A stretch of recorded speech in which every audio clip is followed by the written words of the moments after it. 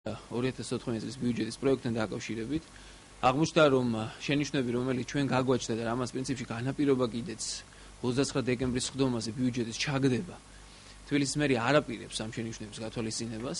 ყოველ შემთხვევაში ზეპირი მსჯელობის შედეგად გუშინ აი ასეთი პასუხი მივიღეთ დასმულ შეკითხვებზე, მათ შორის როგორც იცით, ნაწილი შენიშვნების უკავშირდება გაუმჭვირვალობას და არის ჩამოთვლილი რამდენიმე მუხლი, 5 მუხლი კონკრეტულად და ჩვენ ვითხოვდით მეტ დეტალიზაციას აი მუხლებში არსებული ფინანსების ხარჯვით ნაწილში მეტი სინათლის შეტანას ერთი და მეორე რაც შეეხება პრიორიტეტებზე თანხების სწორად და ადეკვატურად გადანაწილების მოთხოვნას. აღმოჩნდა, რომ არც ერთ ნაწილზე მერიას გადაწყვეტილება არ შეუცვლია, ეს ნიშნავს იმას, რომ სავარაუდოდ საკრებულოს სხდომაზე არც უმრავლესობა შეიწვლის საკუთარ გადაწყვეტილებას ბიუჯეტის პროექტთან დაკავშირებით, თუმცა ეს იმას არ ნიშნავს, რომ პირველი რაუნდი შეხვედრის და ზოგადად შეხვედრები დასრულდება პირველივე შეხვედრაზე. ჩვენ შევთანხმდით, რომ პროცედურულად გავივლით ყველა ეტაპს, მათ შორის კომისიების, ფრაქციების ფორმატში ბიუჯეტის განხილვისა, პროექტის განხილვისა. შემდგომში გადავუგზავნით ჩვენს შენიშვნებს, შესაძლებელია შენიშვნები გაიზარდოს, არა თუ შემცირდეს, არამედ დაემატოს მას გარკვეული პუნქტები ჩვენი მხრიდან და ამის მერე უკვე დაველოდებით პასუხს თბილისის მერის ადმინისტრაციის და ხელმძღვანელობის მხრიდან. ეს არის სამუშაო რეჟიმი, თუმცა ნებისმიერ შემთხვევაში ჩვენ ვაძლევთ ჩანს თბილისის მერიას, საიმისოდ ჩვენ არ ვკეტავთ მოლაპარაკებისათვის კარს, არ ვდგებით მოლაპარაკების მაგიდიდან, ჩვენ ვაძლევთ მათ ჩანს და შესაძლებლობას მოვილაპარაკოთ. ჩვენი შენიშვნები არის სრულიად ნათელი, ძალიან მარტივია სინამდვილეში ბიუჯეტთან დაკავშირებით შეთანხმება, თუ კი მერია გაითვალისწინებს ძალიან კონკრეტულ შენიშვნებს. არაფერი ამ შენიშვნებში არ არის შეუძლებელი და შეასრულებლად რთული. ჩვენ უფრო დეტალიზაციას, მეტი სინათლის შეტანას ვითხოვთ და არაფერს განსაკუთრებულს. როგორც აღმოჩნდა და ეს გაჯიუტება პრინციპში მიგვანიშნებს იმაზე თბილისის მერის გაჯიუტება, რომ მათ არ აწყობთ უფრო მეტად განმარტებული დეტალიზირებული ბიუჯეტი და ეს მუხლები, ამ მუხლებში მეტი სინათლის შეტანა, რაც ამბობს იმას, რომ ჩვენი შეშფოთება თუ ჩვენი ეჭვები მაღალი რისკების შესახებ პოლიტიკური კორუფციის და ამ გზით თბილისის ბიუჯეტის ფინანსური სახსრების პარტიული ამოცანებისთვის გამოყენების რისკები, საფრთხეები არის ძალაში და შესაძლებელია ისე როგორც წინა წლებში, ასე მოიქცეს ახლაც 2014 წლის არჩევნების წინა პერიოდში თბილისის მერის ადმინისტრაცია. ჩვენი მოთხოვნა, ჩვენი ინტერესი საბოლოო ჯამში რეზიუმეს სახით რომ გითხრათ, არის ასეთი. მოუხსნათ რისკები პოლიტიკური კორუფციის. დანარჩენში ბუნებრივია შესაძლებელია კომპრომისი და კონსენსუსი, მაგრამ პოლიტიკური მიზნებით, პოლიტიკურად ანგაჟირებული საარჩევნო ბიუჯეტის პირობებში და იქ კონცენტრირებული თანხების პარტიული ამოცანებისთვის, ხარჯვის მაღალი რისკების შემთხვევაში ბუნებრივია ეს იქნება ერთადერთი და ყველაზე მნიშვნელოვანი პრინციპული საკითხი, რის გამოც ჩვენ უბრალოდ გადაწყვეტილებას არ შევცვლით. რაც შეეხება პრიორიტეტებს, აქ რა თქმა უნდა შეიძლება, იმიტომ რომ შეიძლება მერის ადმინისტრაციას მიაჩნდეს, რომ 10 მილიონი სჭირდება რაღაცა, ჩვენ ვთვლით 15 და ამაზე შეიძლება ბუნებრივია მსჯელობა, მაგრამ არ შეიძლება კომპრომისი საკითხზე, რომელიც უკავშირდება პოლიტიკური კორუფციის ძალიან მაღალ რისკებს და ჩვენ ამაზე ძალიან ბევრი ვისაუბრეთ და მათ შორის დოკუმენტალურად წარმოვადგინეთ მასალას, საფრთხედავთ ამის საფრთხეებს.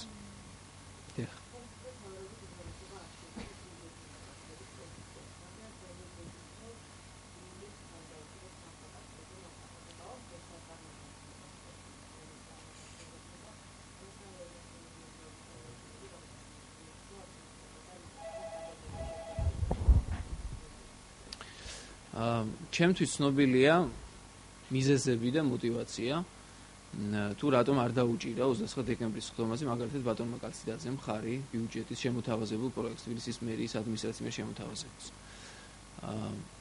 ასევე ცნობილია ბატონი კუკავას დამოკიდებულებაც ბიუჯეტის პროექტთან დაკავშირებით. მათ აქვს კონკრეტული მოთხოვნები, დასმული საკითხები, რომელიც შესთავაზეს წერილობით მათ შორის თბილისის მერის ადმინისტრაციას და როგორც ისინი ამბობენ, ამაზეა დამოკიდებული მათი ასე ვთქვათ არჩევანი თუ პოზიცია თბილისის საკრებულოს სხდომაზე, სადაც გატანი იქნება თბილისის ბიუჯეტის პროექტი. შესაბამისად, რამდენადაც აი აქ დასახელებული მიზეზებში არის მათ შორის პრიორიტეტებთან დასმული საკითხები, მათ შორის იგივე გამჭვირვალობასთან დასმული საკითხები, მე ვფიქრობ, ჩვენ მათ შორის დამოუკიდებელ დეპუტატებთან საკრებულოს უმრავლესობას გვაქვს ერთად ჩვენ ორივე, ასე ვთქვათ, ჯგუფს ასე ვთქვათ, გვაქვს საერთო ინტერესები რომელიც აი ამ ორ საკითხს, ამ ორ სეგმენტს უკავშირდება გამჭვირვალობის და პრიორიტეტებზე სწორად გადანაწილებული თანხების. ამიტომ მე არ ამგონია, რომ თუ კი თბილისის მერია ისევ როგორც ჩვენს, ანუ უმრავლესობის პოზიციებს არ ითვალისწინებს, თუ კი არ გაითვალისწინებს თქვენს მიერ ხსენებული დამოუკიდებელი დეპუტატების პოზიციას, ისინი ასე ბრმა დაუჭერენ ბიუჯეტის შემოთავაზებულ პროექტს მხარს. ჩვენ არ გვაქვს რაღაცა ფანტასმაგორიული, შეუსრულებელი ან რთულად შეასრულებელი მოთხოვნები. როდესაც ვამბობ ჩვენ, ამაში გულისხმობ ყველას, ვინც დღეს შევადგენთ უმრავლესობას, ხო? ამიტომაც მგონია, რომ ნაციონალურ მოძრაობას აბსოლუტურად ამაოდ აქვს იმედი, რომ შეიძლება ვინმე დაასხას მათ წისულზე წყალი. ნაციონალური მოძრაობა არის უბრალოდ ისეთ პოზიციაზე, სადაც ის არ ცნობს, არც კომპრომისს, არც კონსენსუსს, უბრალოდ უნდა ასეთი ბიუჯეტის პროექტი დაამთავრდა. ის თulis რომ როგორც წინა წლებში ხდებოდა, სადაც მისი მორჩილი საკრებულოს უმრავლესობა იყო წინა წლებში თბილისის საკრებულოში, აი ასევე აი ამ ფორმატშივე გაიტანოს მისთვის მხოლოდ მის ინტერესებში არსებული ბიუჯეტი. და მე ეჭვმეპარება, რომ ამაში ვინმე ხელს შეუწყობს და განსაკუთრებით ისეთი ადამიანები, რომლებიც თქვენ დაასახელეთ ბატონი კაცდაძე, ბატონი კუკავა, რომლებიც ძალიან პრინციპულები არიან, როდესაც საკითხი ეხება ბიუჯეტს, საბიუჯეტო სახსრების სწორად ხარჯვის საკითხს.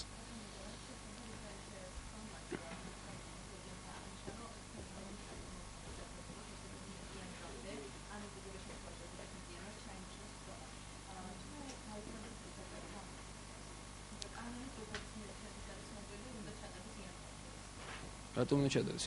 არა. მე აგიხსნით, არ არის სწორი განმარტება, მე აგიხსნით როგორ უნდა ჩატარდეს. 11 დეკემბერს იქნა მიღებული სახელმწიფო ბიუჯეტი. კანონში წერია, რომ სახელმწიფო ბიუჯეტის მიღებიდან 3 თვის ვადაში, თუ კი ან ვერ დაამტკიცებს თვითმმართველი ერთეული საკუთარ ბიუჯეტს, ასეთ შემთხვევაში დგება დღის წესრიგში ფედერალური მმართველობის შესრულების საკითხი. 3 თვე გადის 11 მარტს. ანუ იანვარში კი არ არის აუცილებელი ჩატარდეს. აი ამ 3 თვის ვადაში უნდა იქნას მიღებული ბიუჯეტი. შეიძლება თებერვალში ან მარტის 9-ში იქნას ბიუჯეტი მიღებული. ამიტომაც კონკრეტული ვადა, რომელიც თქვა კანონი გვავალდებულებს, თქვა 31-ში შეკრების, არ არსებობს ასეთი ნორმა განსაზღვრული. თუმცა არ არსებობს, რა თქმა უნდა, ჩვენი პოლიტიკური ოპონენტების მოთხოვნა, რასაც ჩვენ ხელს არ უკრავთ და მათგან განსხვავებით ვითვალისწინებთ მათ მოთხოვნას. მაგრამ ვადები დამოკიდებულია თავად პროცესის ხარისხზე და იმაზე თუ რა დრო დასჭირდება მათ შორის ჩვენი შენიშვნების მომზადებას, როგორც გითხარით, პროცედურებია გასავლელი კომისიებში და ფრაქციებში, აი ამაზეა დამოკიდებული, როდის ჩაინიშნება, ან ჩაინიშნება თუ არ ჩაინიშნება რიგარის შესრულმა და არც ერთ შემთხვევაში რაიმე, ასე ვთქვათ, კანონის ჩანაწერზე, იმიტომ რომ კანონი ამბობს, რომ სახელმწიფო ბიუჯეტის დამტკიცებიდან 3 თვის ვადაში თუ არ იქნა მიღებულია და არა 31 იანვარს. ასე რომ ჩვენ ბუნებრივია კანონის რეგლამენტის ყველა იურიდიული ნორმის დაცვით ვიმოქმედებთ საკრებულოს უმრავლესობა, მაგრამ რიგარეშე სხდომის ჩანიშვნა და მით უმეტეს აი ამ სხდომაზე საკრებულოს საკითხის გატანა და კიდევ უფრო მით უმეტეს მხარდაჭერა დამოკიდებული არის არც მეტი არც ნაკლები არა განსაკუთრებულ რამეზე, არამედ იმ შენიშვნების გაზიარებაზე, რომელიც ჩვენ წარმოვადგინეთ. ძალიან მარტივია კიდევ ერთხელ 5 მუხლია სულ, სადაც ჩვენ ვამბობთ, რომ გამჭვირვალობა არასათანადოა, ანუ გაუმჭვირვალეა. განიმარტოს, დეტალიზირება მოხდეს ამ მუხლების და თბილისის საკრებულო დაუჭერს მხარს თბილისის ბიუჯეტს. თუ კი გაუმჭვირვალედ დარჩება ბიუჯეტის ეს პროექტი, ეს ნიშნავს იმას, რომ თბილისის საკრებულოს უმრავლესობამ პასუხისმგებლობა უნდა ავიღოთ გაუმჭვირვალე ბიუჯეტზე. მე მგონი ძალიან მარტივია.